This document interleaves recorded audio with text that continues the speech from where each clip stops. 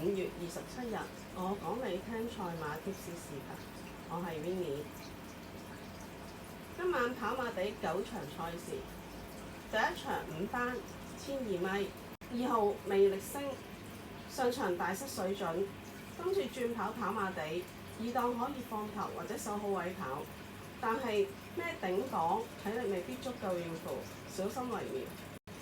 4號起行咩重磅12檔位差，跑法被動，機會打折扣啦。5號飛躍晨曦跑咗7次4甲不入，繼續跑下先啦。6號五福星近幾次越跑越差，內在有問題嘅馬不要也罷。7號建測精英冇質素嘅自購馬咩重磅10檔位差，繼續以賽代操。9號本能跑咗15次4甲不入，質素有限公司嘅自購馬。第5班咩127檔中檔好位，留意臨場票數啦。11號東方福寶毫無質素馬，11檔位差不要。12號威德勇士跑咗10幾次，走勢極差，放棄。第一場提供10號星之源，1號勇敢孖寶，8號轉得勝，3號落河。第3場4班1650米，4號香港神區咩重磅11檔位差，隔14日跑，體力未必足夠應付，不要也罷。5號爆出美麗56分評分冇優勢，加上12檔位差，繼續以賽代操。6號紅衣醒目季初搏到而家最叻第3、第2都冇，質素唔係想象中咁高，加上咩重磅10檔位差，多馬搶放，機會大打折扣。8號浪漫老窩7歲馬能力見盡，隔14日跑，今次考驗大，對手唔弱，機會微。9號鬆啲跑咗8次，走勢算差，繼續以賽代操啦。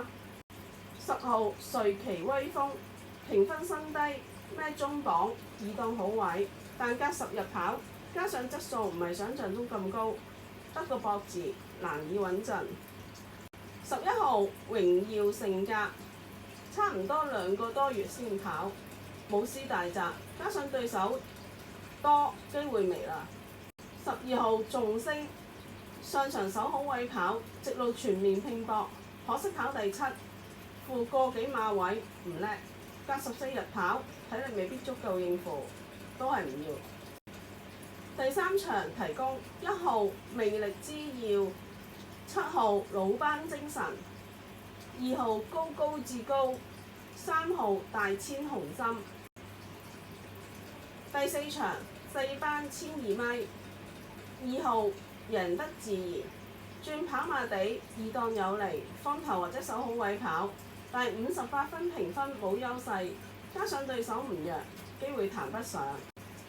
3號你知我得56分評分冇優勢，隔14日跑，考驗更加大，小心為妙。6號快靚旺初出跑贏咗，之後9次3甲不入，質素唔係想象中咁高，加上11檔位差，機會更加微。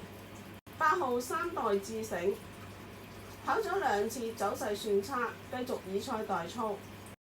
9號環同跑咗4次，走勢普通，但係狀態已起，留意臨場票數。10號悠然上升跑咗4次，毫無走勢，1000零磅馬，跑完仲要瘦咗9磅，極之不好，小心為妙。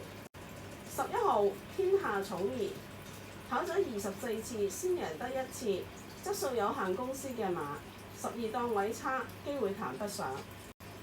12號有得贏4班毫無優勢，等佢落5班先至諗啦。第4場提供1號紅愛社，4號鄉村威龍，5號朗日自強，7號智合拍。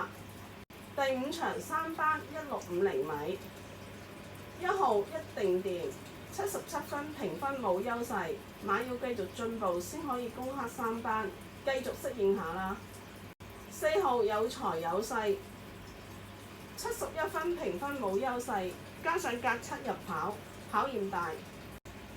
6號智勇名區，有馬搶放，10檔位差，加上3班冇優勢，得個博字。7號我做到，越跑越差，可能退步緊，加上呢組對手強，機會不在。9號榮利雙收，上場跑第3，負個幾馬位唔叻，隔14日再跑，體力未必足夠應付，小心為妙。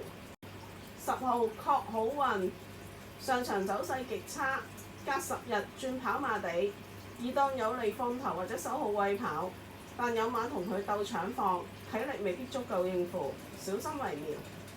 第5場提供5號立百川，2號川甲金鷹，3號川河耀區，8號凡凡有餘。